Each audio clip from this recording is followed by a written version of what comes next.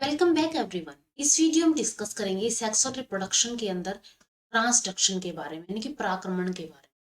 Last videos के अंदर हम बैक्टीरिया के कैरेक्टरिस्टिक के बारे में, फ्लैजेलेशन के बारे में, शेप्स के बारे में, साइज के बारे में, एसेक्सुअल रिप्रोडक्शन के बारे में एंड सेक्सुअल रिप्रोडक्शन के दो टाइप्स के बारे में ऑलरेडी डिस्कस कर चुके हैं। ये सीरीज जो है हमारी, ये है हिंदी मीडियम के लिए। इंग्लिश मीडियम के लिए हम ऑलरेडी डिस्कस कर चुके हैं एंड इन सभी वीडियोस का लिंक आपको डिस्क्रिप्शन में मिल जाएगा, वहां से वीडियो देख सकते हैं। एंड अगर वीडियो हेल्पफुल लगती है तो लाइक कीजिए, शेयर कीजिए अपने फ्रेंड्स के साथ एंड चैनल को सब्सक्राइब कर लीजिए। और नोट्स जो है वो टेलीग्राम चैनल पे मिल जाएंगे, तो आप टेलीग्राम चैनल भी ज्वाइन कर सकते हैं। तो अगर हम बात करें यहाँ पे प्राक्रमण या फिर ट्रांसडक्शन की, इस प्रक्रिया में आनुवंशिक पदार्थ का दाता कोशिका यानी कि जो डोनर सेल होगी, डोनर कोशिका होगी, से ग्राही कोशिका को स्थानांतरण जीवाणु भोजी यानी कि बैक्टीरियोफेज द्वारा होता है। ठीक है, ये जीवाणु भोजी द्वारा होता है, यानी कि ये क्या होगा, बैक्टीरियोफाज के थ्रू होगा। ट्रांसफर तो होगा लेकिन किसके थ्रू होगा, बैक्टीरियोफाज के थ्रू होगा। इसका अध्ययन सर्वप्रथम जिंडर और लेजरबर्ग ने किया था। साल्मोनेला टाइफी म्यूरियम के अंदर किया था, इस जीवाणु में इसके अंदर इसकी स्टडी की गई थी। इन्होंने देखा कि विभोजी कण यानी कि फैस पार्टिकल किसी विशिष्ट जीवाणु कोशिका पर आक्रमण करके उस विषाणु कोशिका के लक्षण हन कर लेता है, और यह विभोजी किसी अन्य जीवाणु कोशिका पर आक्रमण करता है तो विशिष्ट लक्षण उस जीवाणु में स्थानांतरित हो जाते हैं। अब क्या होगा यहाँ पे, एक यहाँ पे विभोजी कण होगा जिसको फास पार्टिकल बोला जाता है। अभी फास पार्टिकल क्या करेगा, किसी विशिष्ट जीवाणु कोशिका के ऊपर आक्रमण करेगा और आक्रमण करके उसको अपनी कंट्रोल में ले लेगा और इसके जो फास पार्टिकल है वो इसके अंदर भेज देगा। तो अब क्या होगा यहाँ पे, जब यह विभोजी कोशिका, अब ये विभोजी कोशिका जब किसी दूसरे जीवाणु कोशिका पर आक्रमण करेगी तो ये उसके उस में क्या कर देगी, उस विशिष्ट लक्षण का जो जीवाणु है यानी कि जो फास पार्टिकल है उसको स्थानांतरण कर देगी। जो ट्रांसडक्शन प्राक्रमण होते हैं उसके दो प्रकार होते हैं, एक होता है यहाँ पे विशिष्ट प्राक्रमण, एक होता है व्यापकीकृत यानी कि जर्नलाइज्ड, एक होता है स्पेशलाइज्ड, एक होता है जर्नलाइज्ड। तो वन बाय वन हम इनको डिस्कस करेंगे। स्पेशलाइज्ड ट्रांसडक्शन या फिर विशिष्ट प्राक्रमण के अंदर क्या होगा भी, विशिष्ट प्राक्रमण के अंदर कुछ प्रमुख चरण होते हैं। ठीक है, इन चरणों में से सबसे फर्स्ट यहाँ पे जीवाणु कोशिका के ग्राही स्थल पर संलग्न हो जाते हैं, यानी कि जो भी यहाँ पे बैक्टीरियोफाज था, ठीक है, जो भी यहाँ पे बैक्टीरियोफाज था वो बैक्टीरियोफाज क्या करेगा, अब जो भी यहाँ पे जीवाणु होगा, बैक्टीरिया होगा, उसके उससे उससे संलग्न हो जाता है, उससे अटैच हो जाता है। तथा विभोजी न्यूक्लिक अम्ल जीवाणु कोशिका द्रव्य में स्थानांतरण हो जाता है। तो इसका जो भी यहाँ पे क्या होगा, जो भी यहाँ पे न्यूक्लिक एसिड होगा वो क्या हो जाएगा, इस बैक्टीरिया सेल के अंदर एंटर कर जाएगा। अब क्या होगा यहाँ पे, विभोजी का न्यूक्लिक अम्ल जीवाणु कोशिका में कुछ विशेष प्रकार के प्रोटीन बनाने के लिए कोडित होता है। ठीक है, अब यहाँ पे क्या होगा, ये विशेष प्रकार के प्रोटीन बनाएगा, विशेष प्रकार के प्रोटीन बनाएगा, और ये विशेष प्रकार के प्रोटीन को बोला जाता है रिप्रेसर प्रोटीन। ठीक है, इनको रिप्रेसर प्रोटीन बोला जाता है। और ये रिप्रेसर प्रोटीन करते क्या है, ये जीवाणु कोशिका में विभोजी कणों का संश्लेषण, इनका काम है, इनको रोकना है। ठीक है, विभोजी कणों यानी कि जो फास्ट पार्टिकल है इनको रोकना होता है। तो ये क्या कर देते हैं, कुछ विशेष प्रकार के प्रोटीन बनाने के लिए कोडित होता है, यानी कि इसके अंदर क्या होगा, कुछ यहाँ पे जो विशेष प्रकार के प्रोटीन होंगे उनको रिप्रेसर प्रोटीन बोला जाता है। ये रिप्रेसर प्रोटीन फास्ट पार्टिकल बनने से का संश्लेषण होने से रोकते हैं। लेकिन यहाँ पे विभोजी का डीएनए बन गया है, तो विभोजी का डीएनए जीवाणु कोशिका में खंडों के रूप में रहता है, इनको प्रोफेज बोलते हैं। ठीक है, इनको प्रोफाज बोलेंगे। खंडों के अंदर, छोटे छोटे टुकड़ों के अंदर रहेगा, जिनको प्रोफाज बोलेंगे। प्रोफाज जीवाणु के कोशिका द्रव्य में स्वतंत्र रूप से वितरित अथवा इसके जीवाणु के गुणसूत्र पर संलग्न रहते हैं। या तो ये जो है इसका न्यूक्लियस उसके अंदर रहेंगे, न्यूक्लियस नहीं बोल सकते हम, इसका कोशिका द्रव्य बोल सकते हैं, साइटोप्लाज्म जो होगा उसके अंदर फ्रीली मूव करेंगे, या तो ये इनका जो गुणसूत्र होगा, इनके जो क्रोमोसोम होंगे उनसे ही संलग्न रहते हैं। प्रोफाज युक्त जीवाणु कोशिका लयजनक कहलाती है। तो ये कैसे कहलाएगी प्रोफाज युक्त जीवाणु कोशिका, इसको लाइसोजेनिक बोलेंगे। लाइसोजेनिक के अंदर इसको अंदर क्या होगा, इसके अंदर यहाँ पे पार्टिकल्स होंगे, फाज पार्टिकल्स होंगे, ठीक है, जिनको क्या बोला जाता है, जिनको प्रोफाज बोला जाता है। इसके अंदर प्रोफाज है वो देखने को मिलते हैं और इसको लाइसोजेनिक बोला जाता है। जीवाणु कोशिका अनेक पीढ़ियों तक लेजन रहती है, यानी कि लाइसोजेनिक रहती है, तथा विभोजी डीएनए जीवाणु के गुणसूत्र के साथ विभाजित रहता है, ठीक है, इसके साथ ही रहेगा। परंतु यह अवस्था ऐसी आती है, एक अवस्था ऐसी आती है जब जीवाणु कोशिका दमनकारी प्रोटीन का संश्लेषण रुक जाता है। यानी जब तक वो प्रोटीन, यानी कि जो रिप्रेसर प्रोटीन बनते रहेंगे, तब तक वो उस विभोजी डीएनए को रिप्रेस करके रखेंगे, उसको मतलब उसको इन्फेक्ट नहीं करने देंगे। लेकिन जैसे इनका संश्लेषण रुक जाता है, इसमें विभोजी घटकों का संश्लेषण स्टार्ट हो जाता है, ठीक है, इसमें क्या होगा, विभोजी घटकों का संश्लेषण स्टार्ट हो जाता है। तो सबसे फर्स्ट क्या था यहाँ पे, एक बैक्टीरियोफाज था। बैक्टीरियोफाज ने एक बैक्टीरिया के ऊपर अटैक किया और अपना जो भी न्यूक्लिक एसिड था, ठीक है, न्यूक्लिक एसिड था, उस न्यूक्लिक एसिड को इस जीवाणु कोशिका के अंदर भेज दिया। अब ये न्यूक्लिक एसिड जो है इसके अंदर, ये टुकड़ों के रूप में, ठीक है, छोटे छोटे टुकड़ों के रूप में रहता है, वितरित रहता है। या तो ये इसके साइटोप्लाज्म में वितरित रहेगा, या फिर इसके क्रोमोसोम के साथ ये संलग्न रहता है।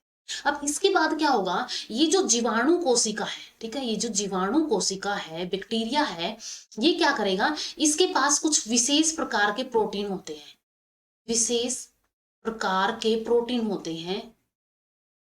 ये विशेष प्रकार के प्रोटीन क्या करते हैं, ये इन विशेष प्रकार के प्रोटीन को बोला जाता है रिप्रेसर प्रोटीन, ठीक है, इनको रिप्रेसर प्रोटीन या फिर दमनकारी प्रोटीन बोला जाता है, क्योंकि ये इस न्यूक्लिक एसिड का इनको या फिर इनको बोला जाता है प्रोफाज। इन प्रोफाज का दमन करके रखते हैं, इनको रिप्रेस करके रखते हैं। लेकिन अब ऐसी ये जब तक मतलब जब तक ये रहेंगे, पीढ़ियों तक रहते हैं, लेकिन एक अवस्था ऐसी आती है जब इनका संश्लेषण रुक जाएगा, लेकिन रिप्रेसर प्रोटीन बनने बंद हो जाएंगे। जब ये बंद हो जाएंगे तो उस टाइम पे ये जो प्रोफाज थे, इनका इनफाज कंपोनेंट का सिंथेसिस स्टार्ट हो जाएगा। ऐसी स्थिति में विभोजी डीएनए जो अब तक जीवाणु के गुणसूत्र में संलग्न था, पृथक होकर, अलग होकर विभोजी प्रोटीन यानी फाज प्रोटीन का संश्लेषण प्रारंभ कर देता है। ये क्या कर देगा, फाज प्रोटीन का संश्लेषण प्रारंभ कर देगा। विभोजी डीएनए जब जीवाणु गुणसूत्र से टूटता है, क्योंकि हमने बोला था कि ये या तो ये इसके अंदर फ्रीली रहेगा, या तो इसके गुणसूत्रों के साथ संलग्न रहेगा। तो ये जब ये टूटता है तो जीवाणु के कुछ जीन इसके साथ संलग्न हो जाते हैं, वो इसके साथ चले जाएंगे, इसके साथ अटैच हो जाते हैं। इसकी पुनरावृत्ति विभोजित डीएनए के साथ होती रहती है। अब कुछ बैक्टीरिया के डीएनए इस बैक्टीरियोफाज के अंदर चले गए हैं, तो ये एक पुनरावृत्ति विभोजी डीएनए बन जाएगा, यानी कि एक हम बोल सकते हैं रिकम्बिनेंट डीएनए बन जाएगा, तथा ये नए विभोजी कणों का एक भाग बन जाते हैं, ठीक है, जो नए विभोजी कण बन रहे हैं उनका ही एक भाग बन जाएंगे जो जीवाणु के डीएनए थे। जब ये नए विभोजी कण किसी अन्य जीवाणु कोशिका को संक्रमित करते हैं तो इनमें उपस्थित जीवाणु जीन भी नई जीवाणु कोशिका के गुणसूत्र में समावेशित हो जाते हैं, ठीक है। अब यहाँ पे क्या होगा, ये प्रोफाज जो है ये क्या कर देंगे, फाज कंपोनेंट बनाना स्टार्ट कर देंगे, और ये फाज कंपोनेंट के अंदर, ठीक है, लाइक ये फाज कंपोनेंट बना और इस फाज कंपोनेंट के अंदर कुछ यहाँ पे जो बैक्टीरिया के जीन थे वो भी चले जाएंगे, ठीक है, बैक्टीरिया के जीन भी इसके साथ संलग्न हो जाएंगे। अभी जब ये किसी दूसरी कोशिका को संक्रमित करेगा, इन्फेक्ट करेगा, तो उस टाइम पे ये जो यहाँ पे ब्लू कलर से हमने क्या दिखाए, जीवाणु के जीन दिखाए, तो वो उस कोशिका के अंदर जीवाणु, उसके अंदर खुद के भी थे, इस जीवाणु के भी चले गए और इसके अंदर फाज पार्टिकल भी चले जाएंगे। तो ये गुणसूत्र में जो है जीवाणु नई जीवाणु कोशिका के अंदर पुरानी जीवाणु जीन समावेशित हो जाएंगे। नई जीवाणु कोशिका जिसको पुनयोजित कोशिका या फिर रिकम्बिनेंट सेल बोलते हैं। रिकम्बिनेंट सेल क्यों बोलेंगे? क्योंकि इसके अंदर एक तो पुराने पुराने जीन जीवाणु के जीन है, पुराने जीवाणु के जीन है, साथ में इसके अंदर इसके खुद के जीन है, ठीक है, इसके खुद के जीन है। तो यहाँ पे अलग अलग टाइप के जीन मिलके रिकम्बाइन कर लिया है इन्होंने, ठीक है। ये जीन दो टाइप के जीन है और ये रिकम्बाइन हो गए हैं, इसलिए इसको पुनयोजित कोशिका बोला जाता है। ये गुणसूत्र में अपने जीनों को अतिरिक्त मातृ अथवा पहली जीवाणु कोशिका के जीन भी होते हैं, ठीक है। यहाँ पे पहली जो पुरानी कोशिका जीवाणु कोशिका थी और इसके खुद के जीन होंगे, तो ये रिकम्बिनेंट सेल इसको बोला जाता है। आनुवंशिक पदार्थ का यह विनियम विशिष्ट प्राक्रमण या फिर स्पेशलाइज्ड ट्रांसडक्शन कहलाता है, क्योंकि इसमें जीवाणु गुणसूत्र में से केवल कुछ विशिष्ट जीन यानी कि स्पेसिफिक जीन का ही यहाँ पे स्थानांतरण होता है, सारों का नहीं होता है, सिर्फ कुछ ही जीन जो आए थे उनका ही यहाँ पे स्थानांतरण होता है। तो ये होता है यहाँ पे स्पेशलाइज्ड ट्रांसडक्शन या फिर इसको विशिष्ट प्राक्रमण बोला जाता है। इसके बाद सेकेंड टाइप का यहाँ पे था जर्नलाइज्ड ट्रांसडक्शन। जर्नलाइज्ड ट्रांसडक्शन के अंदर क्या होगा, विशिष्ट प्राक्रमण की तुलना में एकीकृत प्राक्रमण एक अधिक सामान्य घटना है, क्योंकि हमने बोल दिया कि जर्नलाइज्ड है, ये सामान्य है। यह प्रक्रिया उन प्रोफेस पार्टिकल द्वारा नियंत्रित होती है जो संक्रमित जीवाणु कोशिका के कोशिका द्रव्य में, गुणसूत्र में नहीं, कोशिका द्रव्य में उपस्थित होते हैं, ठीक है। जो संक्रमित जीवाणु कोशिका के कोशिका द्रव्य यानी कि साइटोप्लाज्म के अंदर होते हैं। व्यापीकृत प्राक्रमण के कुछ चरण होते हैं, जैसे कि सबसे फर्स्ट क्या होगा यहाँ पे, लयजनक जीवाणु कोशिका यानी कि लाइसोजेनिक बैक्टीरियल सेल में उपस्थित विभोजी डीएनए यानी फाज डीएनए नई विभोजी घटकों यानी कि नए फाज कंपोनेंट का संश्लेषण प्रारंभ कर देता है। इस प्रक्रिया में जीवाणु कोशिका का गुणसूत्र खंडित यानी कि सेगमेंटेड हो जाता है। इन खंडों का कुछ नए विभोजी डीएनए में समावेशन या फिर इनकॉर्पोरेशन हो जाता है, ठीक है। यहाँ पे जो ये प्रक्रिया, इस जीवाणु कोशिका के जो गुणसूत्र है वो खंडित हो जाएंगे और ये विभोजी डीएनए के साथ क्या कर जाएंगे, समावेश कर जाएंगे। इस प्रकार लाइसोजेनिक कोशिका में उपस्थित कुछ विभोजियों में केवल विभोजी डीएनए होता है, जबकि अन्य में जीवाणु गुणसूत्र के खंड समावेशित होते हैं। कुछ में तो सिर्फ क्या रहेगा, सिर्फ विभोजी डीएनए रहेगा, यानी कि जो पास का डीएनए है वही रहेगा, लेकिन कुछ के अंदर जीवाणु गुणसूत्र के खंड भी समावेशित हो जाते हैं। वो कैसा बन जाएगा, रिकम्बिनेंट बन जाएगा। यदि ऐसे विभोजी जिनमें जीवाणु गुणसूत्र के खंड समावेशित होते हैं, इन्हें अन्य विभेद की जीवाणु कोशिका को संक्रमित करते हैं, जो विभोजी में उपस्थित मातृ जीवाणु के जीन नई कोशिका में स्थानांतरित हो जाते हैं। मातृ इसको हम क्यों बोल रहे हैं, क्योंकि ये दूसरी सेल से आया है। तो यहाँ पे क्या होगा, इसमें ऐसे विभोजी जिसमें जीवाणु गुणसूत्र के खंड समावेशित है, इसमें एक तो क्या है, जीवाणु गुणसूत्र के ये खंड हो गए, छोटे छोटे ये टुकड़े हो गए, एंड साथ में यहाँ पे क्या है, साथ में यहाँ पे फाज यानी कि विभोजी डीएनए है, ठीक है।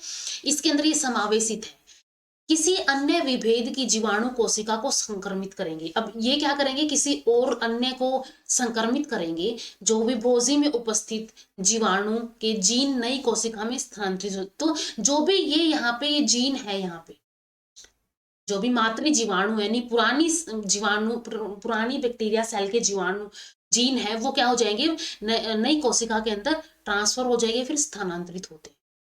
इस प्रकार इनमें प्राक्रमण ट्रांसडक्शन हो जाता है। इसके विपरीत ऐसे विभोजित कण जिनमें केवल विभोजी डीएनए होता है, वह प्राक्रमण की दृष्टि से अनुपयोगी होते हैं, यानी कि उनका कोई काम नहीं होता है। जो सिर्फ क्या होते हैं, जिनके अंदर सिर्फ विभोजी डीएनए होता है, सिर्फ जिनके अंदर जीवाणु भी डीएनए होता है यानी कि मातृ जीवाणु का भी जीन होते हैं, वही स्थानांतरित होते हैं, बाकी वो अनुपयोगी होते हैं प्राक्रमण की दृष्टि से, ठीक है। उनका और काम होता है दूसरी सेल्स को इन्फेक्ट करने का काम होता है, लेकिन प्राक्रमण की ट्रांसडक्शन की दृष्टि से वो उपयोगी होते हैं। इसके बाद अगर हम इसके डायग्राम की बात करें तो सबसे फर्स्ट यहाँ पे लाइसोजेनिक बैक्टीरिया था, ये वायरल डीएनए इसके अंदर, ठीक है, और ये क्या है, बैक्टीरियल क्रोमोसोम है।